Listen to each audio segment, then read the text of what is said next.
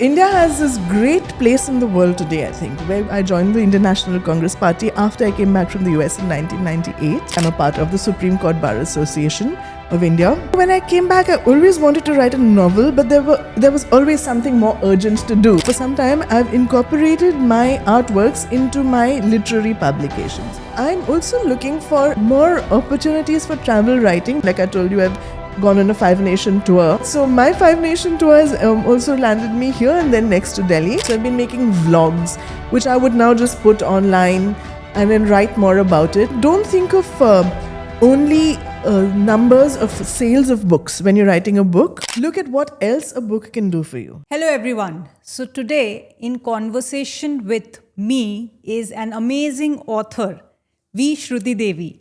And she has written a book, Spirit of the Constitution, which has won International Author Excellence Award.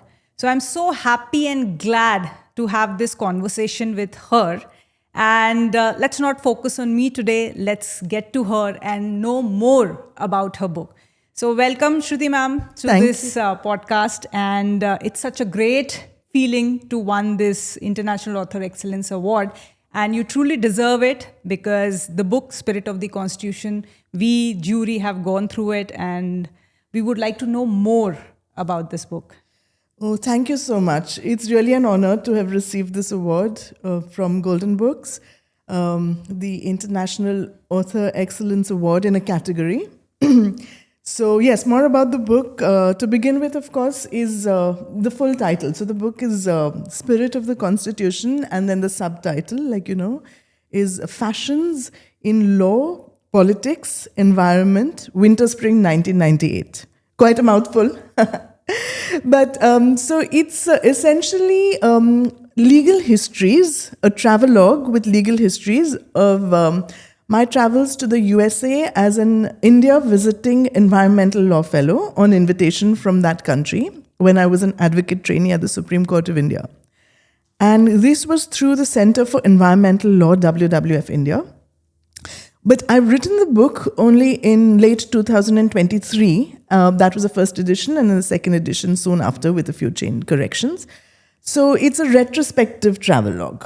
So that's the broad overview. So I say travelogue because so the fellowship was, I had to spend 3 months initially based out of San Francisco in California and go to attend classes and sit in on classes, participate in environmental law classes with LLM students, international students at the Golden Gate University in the city and at Stanford University in the Human Biology Department, and also at Berkeley for international development law and policy.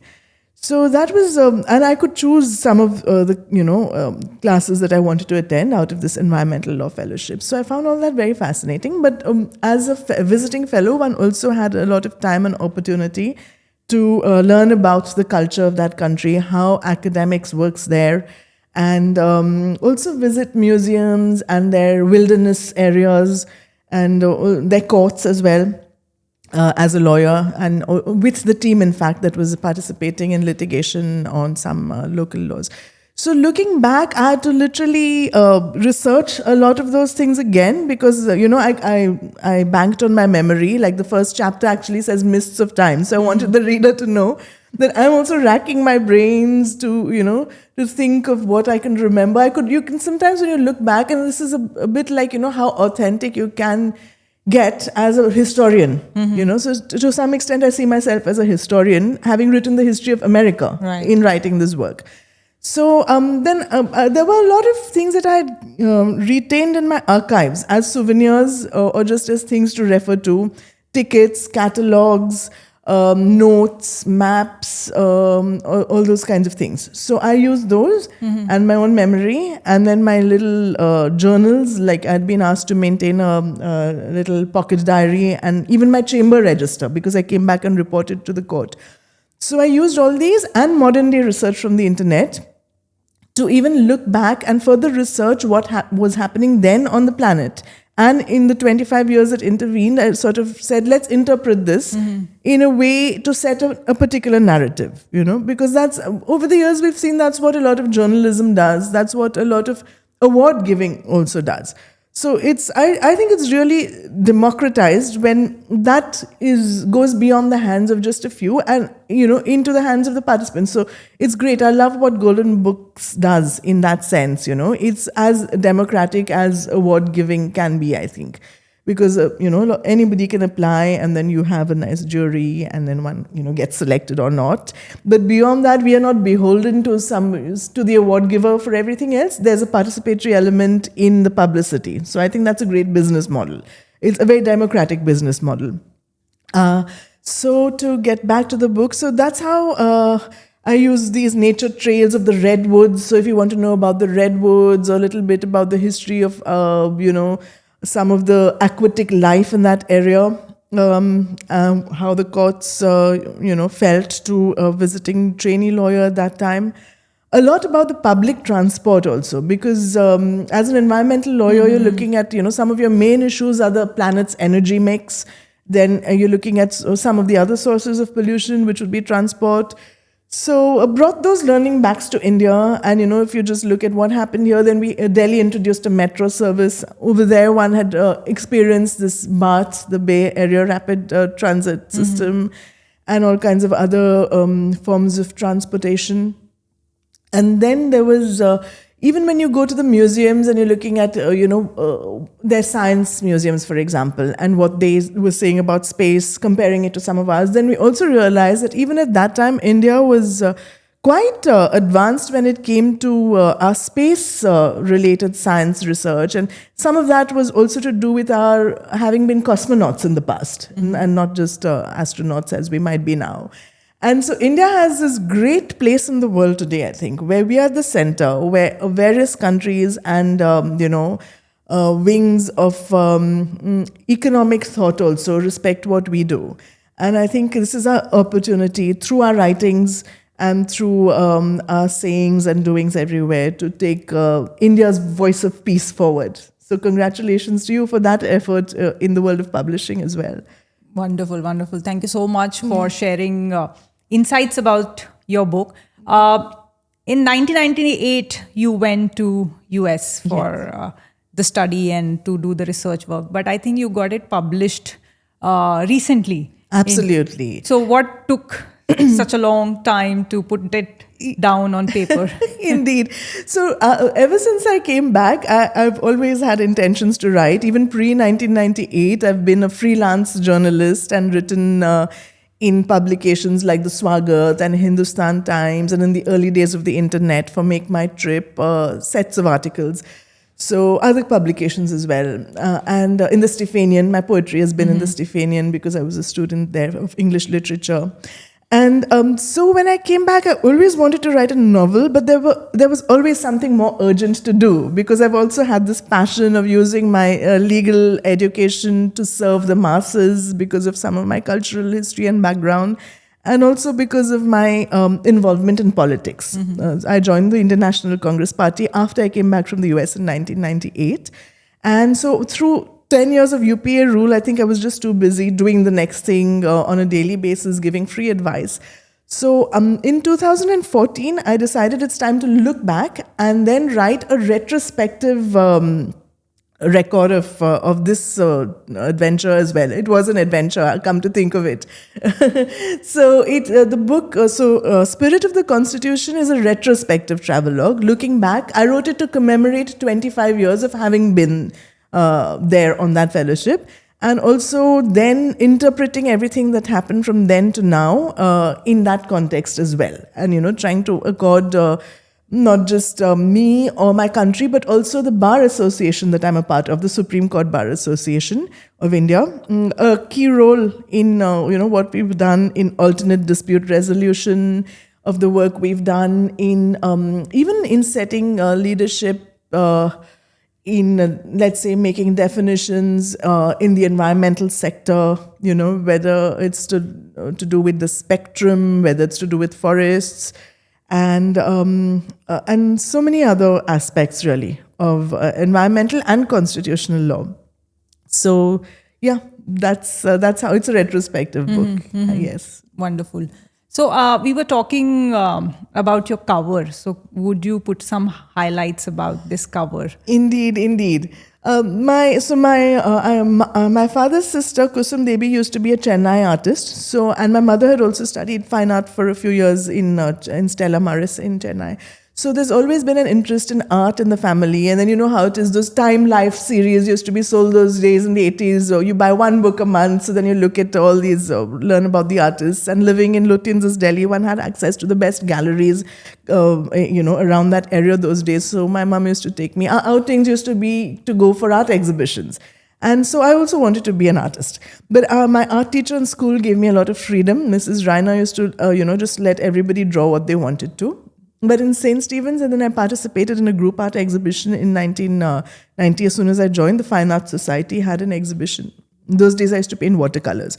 Then over the years, I just paint series of paintings. And now what I've done is that I've started, not now, for some time, I've incorporated my artworks into my literary publications. So the first of those was... I wrote this fable called Creatures of the Current, which is, I think that's the one that people know me for, even if they don't own the book or if they haven't read the entire book. And so that's a fable.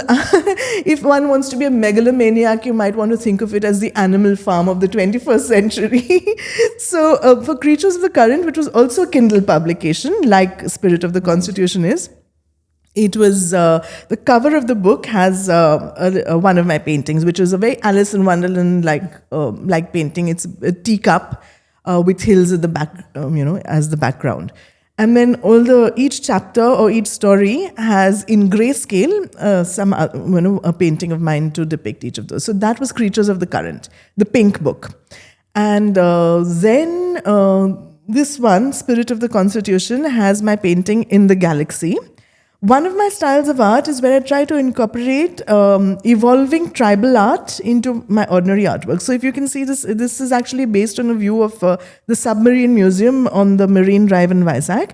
And then I've put all these other motifs which are an evolved, version of tribal art. So, which also kind of describes a bit of my writing. I do write about nature. A lot of it is to do with the Eastern Ghats, but then I bring in this very, evolved tribal princess version of, what the rights of tribal women should be. So somewhere I'm looking ahead of time for my own people as well. Mm-hmm. Okay, so my latest book actually is one that I've written after Spirit of the Constitution, which has been published by something called Bookleaf Publications, which is based in Kashmir and also UK and USA. And so there I've written poems to describe my paintings. And so that's a series of 21 paintings. And there's a poem there called In the Galaxy, which describes the cover of this book actually. So I'm not much of a book cover designer, but somehow I've incorporated it. Also, Earth Republic, which is my other nonfiction book, which precedes this one in a sense. Those were essays written particularly for the purpose of that book. I took a photograph of an item, of an ashtray, which looked up to me like the House of a Parliament or any legislative assembly because it was a roulette ashtray. And then the publishers then incorporated that into their design. So artworks in that sense. So, always, even canvassing art, the cover of canvassing art also has one of my paintings in it. So I hope this book is also, the book cover also, I guess, has some sort of traction that way for consumers other than just being for writing. Wonderful, wonderful. Yes. So nice to hear that you can actually incorporate your paintings, your artistic viewpoint of the various things into your book cover. Indeed, yes. Yeah. Book cover, contents of the book. Correct. Sometimes. Yes, absolutely. Yes. So is this your first book? This particular one? Yes. No, my first book was Creatures of the Current, followed by Deepwood Trance. Deepwood Trance was published by Writers Workshop Kolkata, literary, doyens, I would say. And so that was fiction. But the running theme has always been, so Deepwood Trance again, the running theme has been environment, natural resource governance, environmental law, biodiversity law. So Deepwood Trance was more the history, the philosophy of environmental law, I would say. It deals with a number of things which are to do with the philosophy of environmental law. So Deepwood Trance and Earth Republic and this book, Spirit of the Constitution, have all received certificates of honor from the Supreme Court of India on Constitution Day, on the lawns of the Supreme Court of India, in the presence of the Minister of Law and whoever it has been at each of those times, and the Chief Justice, handed over by the Chief Justice of India, and the President of the Association, and so on. So that's always been a great honor. And as it is, it's an even greater honor to receive an international award now from the Golden Books for the International Author Excellence Award, which if you grok it, so when I put it on Twitter, you have grok on Twitter. So grok suddenly said, made it a point to tell everybody that this is the IAEA and it should not be mistaken for the International Atomic Energy Agency. But I would say I also draw a link in terms of a poetic link in terms of my views on the energy policy, because I do have certain views on the energy policy. Each country has its own energy mix. And since we're in Dubai, what I like the best about here is how they use solar energy. Right. And of course, I have slightly different views, my personal views on civil nuclear energy. I believe that that's a huge water guzzler and that we should not be using it. And on the planet anywhere for now. So that is, I'm thinking for future generations when I say that, and I believe that should be reduced a bit. But I find it rather unfortunate that, nuclear is then described as renewable, because it doesn't give you the full picture about how it's a water guzzler and a water destroyer. So that's my view on the energy mix, my slightly differentiated view. But other than that, I think, it's a nice connection. IAEA, we're also looking at, we need these things to defend ourselves and to also make sure that the long-term goal of nuclear disarmament of my party, for example, Mahatma Gandhi's party, is met someday. But there are so many interim phases. So a lot of things are about gray areas. And but there are some non-negotiables, like when I say spirit of the Constitution, so the Constitution of India also in the world of business would be non-negotiables are the basic structure of the Constitution of India. So when I say spirit, I certainly mean the spirit of the Indian Constitution and also, of course, of the Constitution of America, the country I was visiting and writing about, and all other countries that, would believe in some of these basic core values, which are there enshrined in the preamble to the Indian Constitution. So sovereign, socialist. When we say socialist, we just mean welfare state, actually. When we say secular, we don't mean no religion. We mean, in India, all religions to be viewed equally, including the religion of science, on the religion of no religion. So sovereign, socialist, secular, democratic, republic. So us being a democracy, and we still have the president at the helm. So if there's some other country that's a constitutional monarchy, like in England, so that's great as well. And I believe now here, for example, they have the royalty, but then they have, I think, various systems of consultation, which would be quasi-democratic, I would imagine. And but yes, you have visions, you have long-term visions, you have medium-term visions, and then you have immediate concerns. So I hope when this book is discussed, there are principles of natural justice, which among other things includes, that the other side has to always have a chance to be heard. It also means that nobody should be a judge in their own case.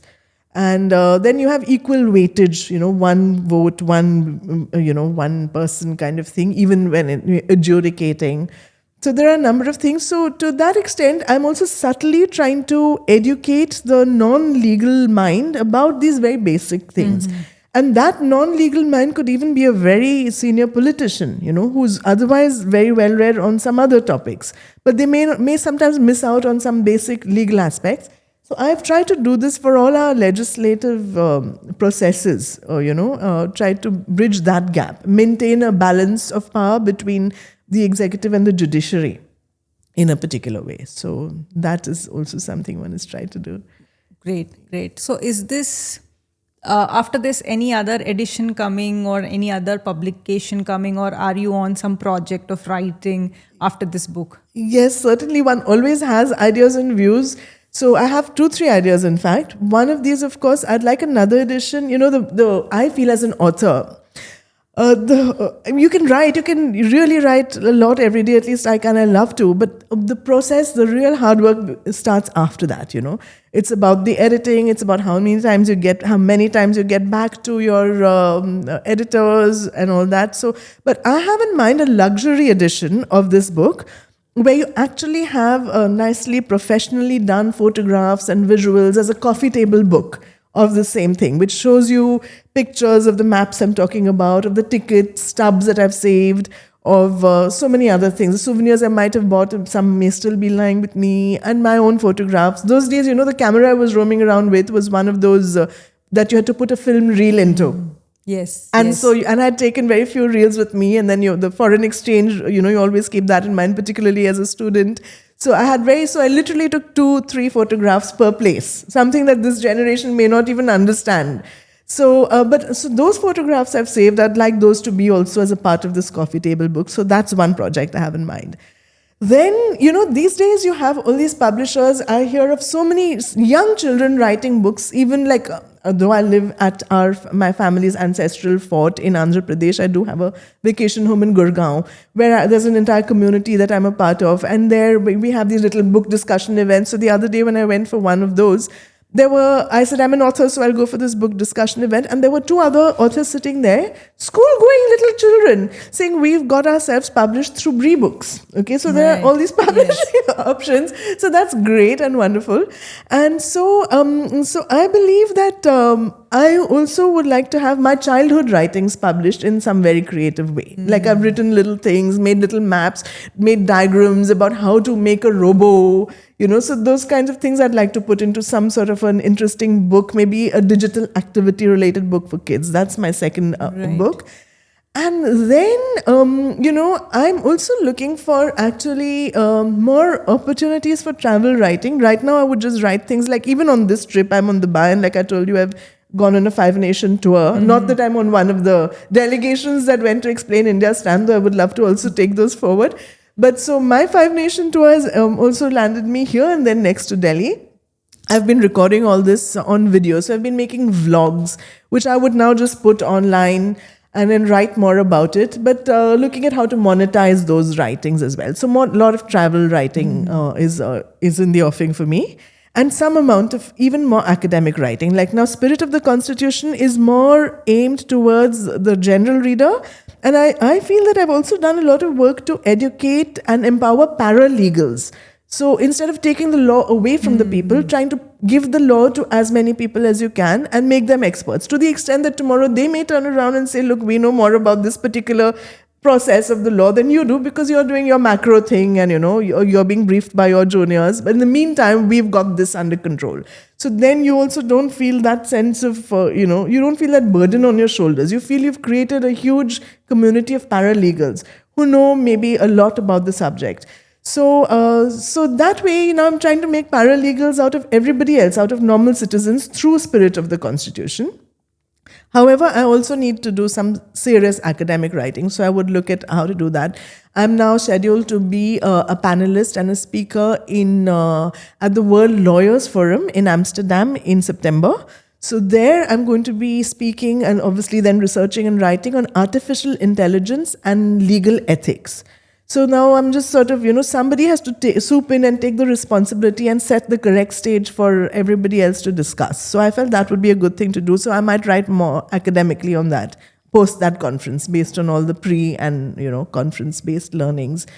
And the poetry writing goes on. Yes. So for example, my book Adultiora Nitimur, which was published through Notion Press, publishers Chennai, who were also my publishers for Earth Republic. Now, that was out just on the brink of COVID, so it went to some international book exhibitions, but I didn't have a launch for it. I had edited poems from my existing blog, one of my existing blogs, Jungle Essence, and made very detailed footnotes, which I think have gone largely unnoticed till now, but which I believe are very important. So that book has great potential for being brought out in another edition with maybe great visuals or, something like that. So that's a book of poems, 80 plus poems in that.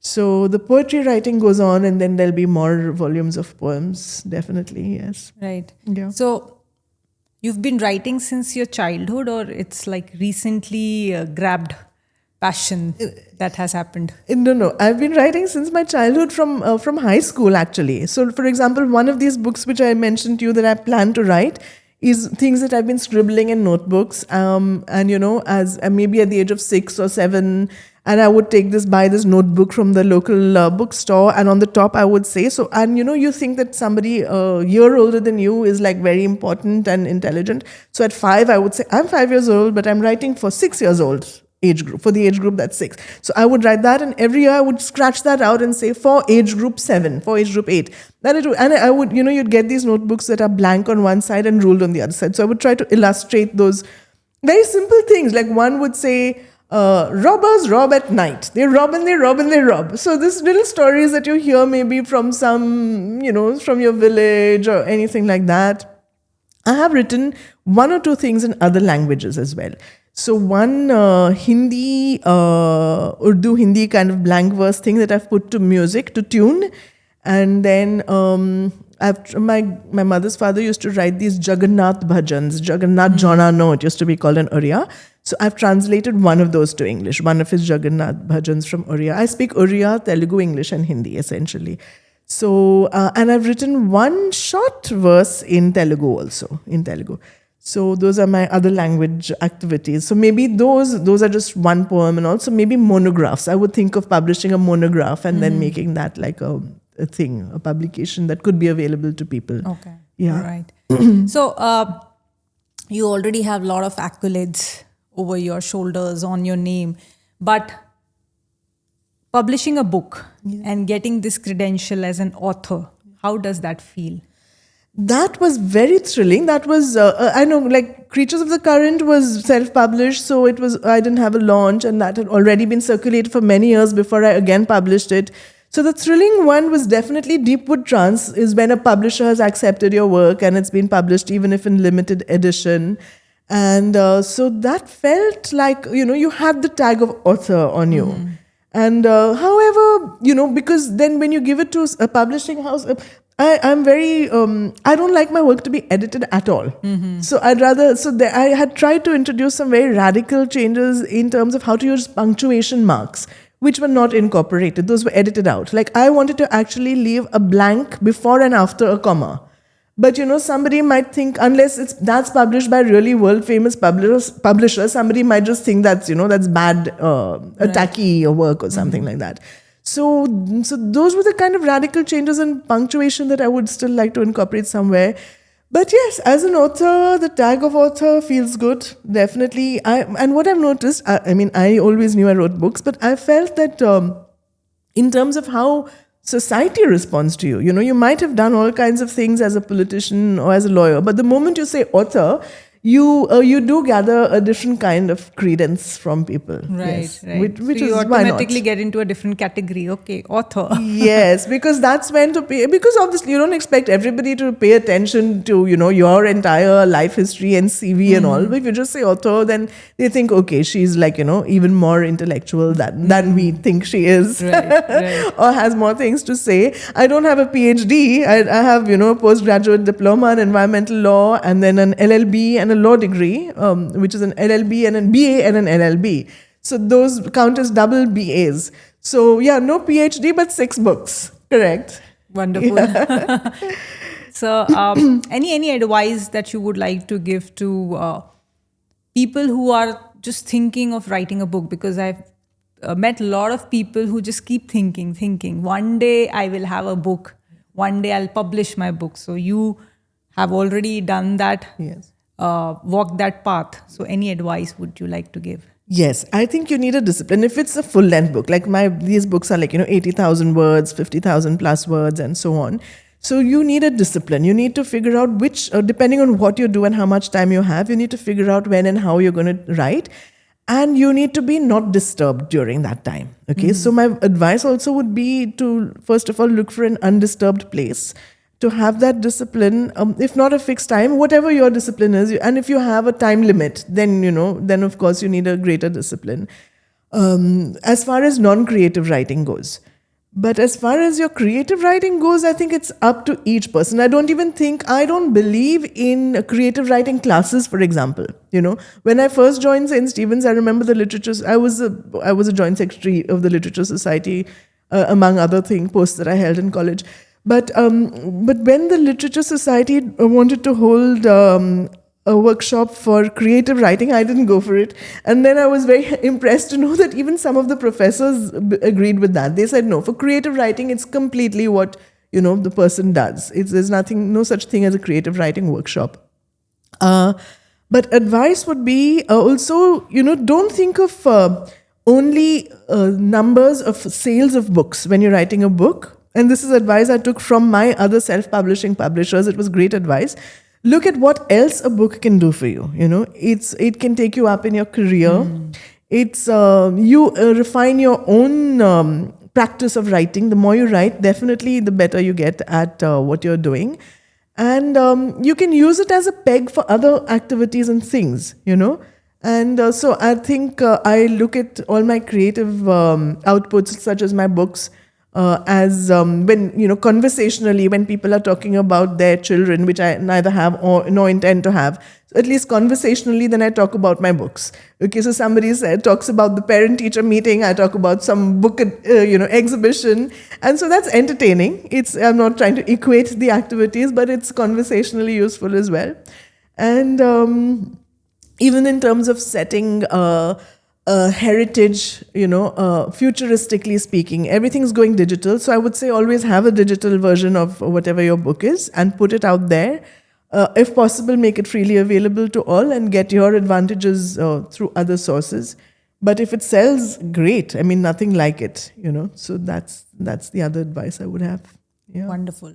So writing a book, it's like a very difficult process. You're putting yourself, your soul out there for the readers to read it. And then second part comes is getting a recognition for all the hard work that you have done, all the memory lane that you have to go through while writing a book. So getting an award, getting a recognition for your hard work, how does that feel? It feels great. I mean, even if I somewhere imagine I'm a bit spiritually evolved and that nothing should matter and nothing feels great. But the fact is that it's definitely, you feel that you've acquired an advantage, okay? And it places you in a position of greater power in the way you're perceived. And I think that's really useful. So, it does give you a great sense of well-being. You feel a sense of positivity towards the people who are doing this, and you appreciate what they're doing, particularly if they're doing it in a non-biased way, which I definitely feel your organization is doing. I think I would, for example, apply for these things again. I would advise everybody to do this. And I would also say that the role that it's playing for the spirit of the constitutions of anybody who believes in the spirit of the preamble of the Indian Constitution, it's a great service to humanity. And I would invite and hope that authors from across the globe apply for this. That's my vision for this entire effort of yours. It was as much to be a part of your vision as to actually get this one particular award that I applied for it, and to hope that gets credence worldwide. Thank you so much for appreciating the effort, and thank you so much for putting in the effort so that you are doing a lot of contribution to the literary world. So thank you so much. Thank you. And another thing is one takeaway that your readers would take from your book if they read your book. In my writings, I mean, you're supposed to just read a book, and I don't want to impose on the reader, but it is supposed to be, I hope that it's participatory in some way.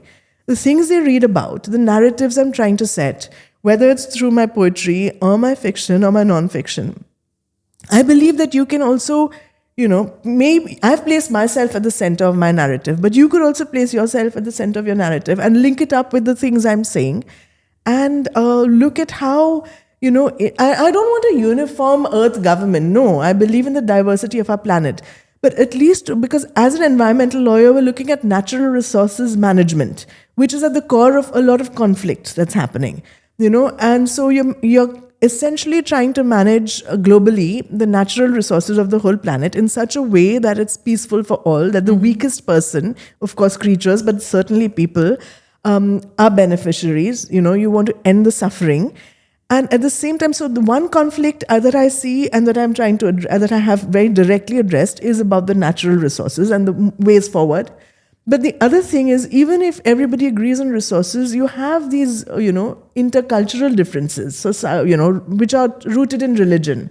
So I'm also looking at how to bring about some basic small essences of parity. What is a common minimum program, let's say, the way we run our UPA government? What is the Earth's common minimum program on which they are willing to move ahead so that people don't have to suffer, so that they don't have to get displaced, or so that even if they are, then what is the most humane way to ask somebody to leave? Certainly not by asking 3-year-olds and 4-year-olds to, carry their bags and walk miles.